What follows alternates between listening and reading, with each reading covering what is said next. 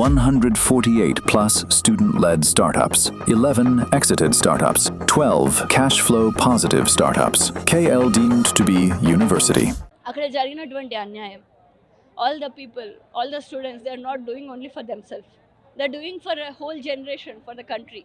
మన వచ్చే తరానికి కూడా, నా పిల్లలకి కూడా చెప్పాలి అని అంటే, so I should be in solidarity with them. ఇంకా నేను మాట్లాడకపోతే ఈరోజు వాళ్ళ కోసం వచ్చిల్లు అని చెప్పేసి మాట్లాడడం, రేపు నా కోసం వస్తే మరి మాట్లాడడానికి ఎవరు ఉంటారు?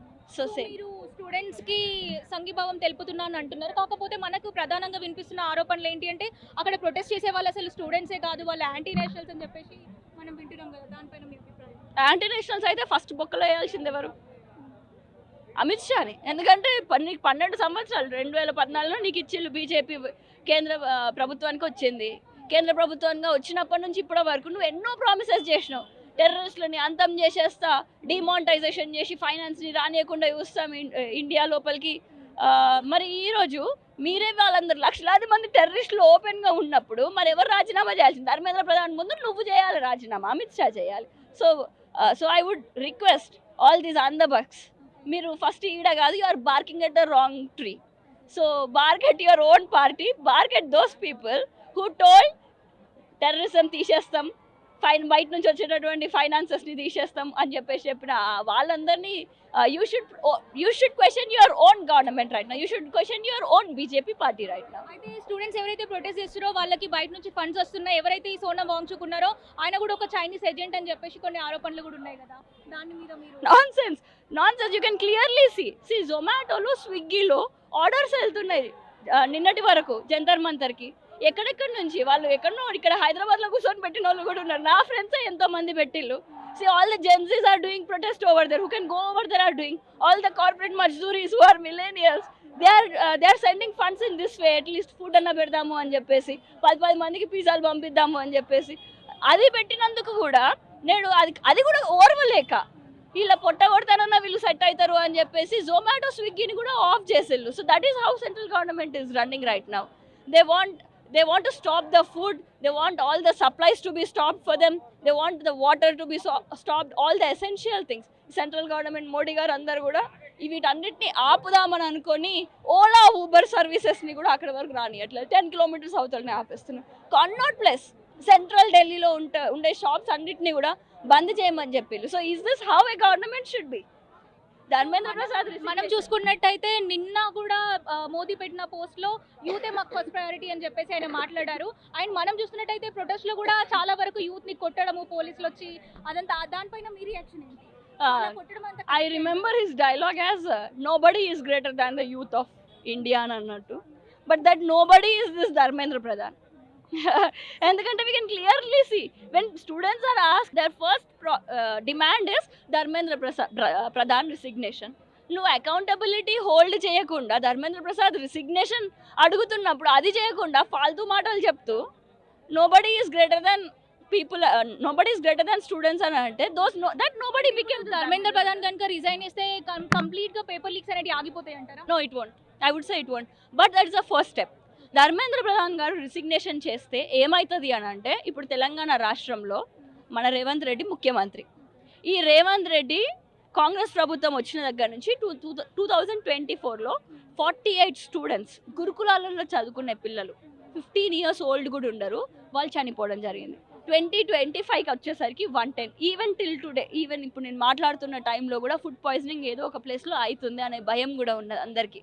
సో అలాంటి ఇన్సిడెంట్స్ అనేటి సెంట్రల్ ఎడ్యుకేషన్ మినిస్టర్కే వాత పడితే ఆయన రిజిగ్నేషన్ చేస్తే, ఇక్కడ education minister even though he is chief minister of the state, ఈయనకి కూడా ఆ వాత పడుతుంది ఏదో ఒక రోజు అని చెప్పేసి తెలుస్తుంది. తెలంగాణ టాపిక్ తీసిరు కాబట్టి అడుగుతున్నాను. నిన్న రేవంత్ రెడ్డి మనం చూసుకున్నట్టయితే కేటీఆర్ గారి మీద గ్లోబరీనా అనే ఒక సంస్థ గురించి ఒక ఆరోపణ చేసిండ్రు కదా, దానిపైన మీ ఒపీనియన్?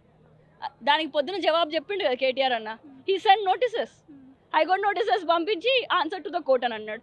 నోటికి వచ్చింది నువ్వు అందరి ముందు మాట్లాడడం కాదు, ప్రూఫ్ తోటి మాట్లాడు. నువ్వు ఇన్ని రోజులు ఏమన్నావు? ఇప్పుడు అధికారంలో ఉన్నది కాంగ్రెస్ పార్టీయే, కాకపోతే ఇన్ని రోజులు ఏంటిది నువ్వు ప్రతిదానికి రేసింగ్ జరిగింది అని చెప్పేసి దాని గురించి F20 దాని గురించి కూడా మళ్ళీ కేసు వేసినావు, ట్యాపింగ్ అని చెప్పేసి కేసు వేస్తావు, ఇంకా సినిమా యాక్ట్రెస్లతో, I don't want to name those actresses, but ఆ యాక్ట్రెసెస్ తోటి లింక్స్ ఉన్నాయి అని చెప్పేసి ఫాల్తూ మాటలు మాట్లాడడం, ఈ అన్ని ఆధారాలు లేకుండా నువ్వు ఎన్ని మాటలన్నా మాట్లాడు, అన్ని ఫాల్తూ మాటలు నువ్వు అన్ని ఓపెన్గా మాట్లాడతావు, ప్రెస్ ముందు మాట్లాడతావు, but not in courts. So now he need to answer in the court.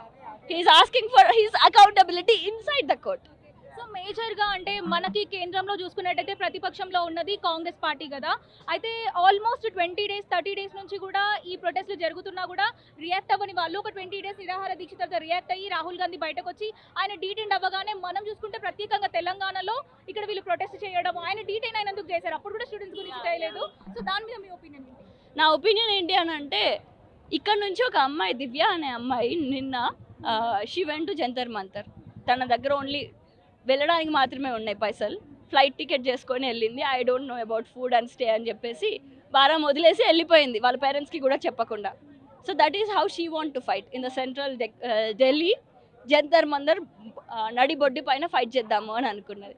తెలంగాణలో ఫైట్ చేస్తే ఏడ ఫైట్ చేయాలి, హైదరాబాద్లో ఫైట్ చేయాలి. నువ్వు ఎక్కడ కొడంగల్ దగ్గరికి పోయి వెనకాల కూడా ఏమన్నా ధర్మేంద్ర ప్రసాద్ రిసిగ్నేషన్ కాదు, ధర్మేందర్ సింగ్ అంటే ఆయన ఎవడో నాకు తెలియదు, మరి ధర్మేందర్ సింగ్ రిసిగ్నేషన్ అని అడుగుతున్నారు. I have seen the posters yesterday. So వాళ్ళు దేనికోసం పోరాటం చేస్తున్నారో కూడా వాళ్ళకి తెలియదు. So completely different lines. Congress party కానీ, ఈ కాంగ్రెస్ పార్టీ ఒకటి, రేవంత్ రెడ్డి ఇంకొకటి అన్నట్టు వెళ్తుంది.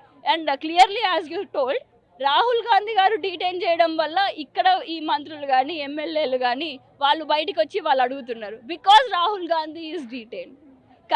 కాకపోతే అక్కడ స్టూడెంట్స్ ప్రొటెస్ట్ చేస్తున్నారు అని చెప్పేసి స్టూడెంట్స్కి సాలిడారిటీగా వాళ్ళ పైన లాఠీ చార్జ్ జరుగుతున్నది.